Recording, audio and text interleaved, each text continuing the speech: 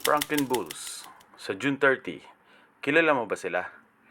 Karamihan sa atin, hindi pa narinig ang pangalang Franklin Bulls. Pero bago natin sila tingnan bilang susunod na tune-up ng Gilas, alamin muna natin sino talaga sila at ano ang dapat asahan. Ang Franklin Bulls ay galing sa Pukekohe, New Zealand. Itim at dilaw ang kulay ng team. Pero ang 2026 season nila, hindi simple.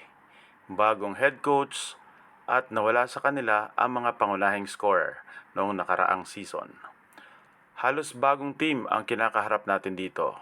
Mas batang core at may bagong dugo sa frontline nila. At sa huling laro nila sa NBL 2026 Round 11, natalo sila sa Wellington Saints 67-81. Hindi blowout, pero malinaw na may mga bagay silang kailangang ayusin bago sila harapin ni Gilas. May mga player na dapat bantayan at sila ang focus natin ngayon. Una, si Jace Carter, number 0, ang headline import ng Bulls ngayong season. Tinawag nila siyang player to watch. May athleticism, shooting touch, at depensa. Si Darren Boyd, number 4, guard na may G-League experience. Ngayong season, siya ang kinukunan ng responsibilidad bilang playmaker at scorer ng Bulls. Mabigat ang dala niya sa offense nila. Si Carter Reed, number 11, ang point guard nila.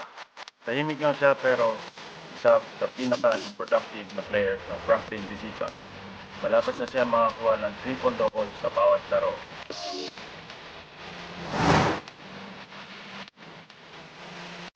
Si Kael Robinson, number 24, forward nila.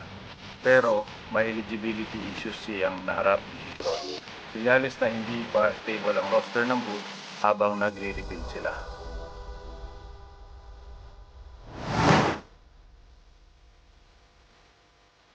At si Dominic Kilman Cotto, number 25, 1.9 meters.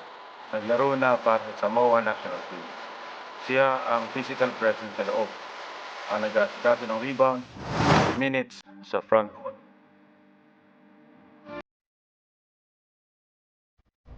Ngayon, kilala mo na sila. Ang tunay na tanong, paano sila haharapin nila sa Lakers? Panoorin natin. Mag-subscribe ka na para sumama sa buong New Zealand Top 3.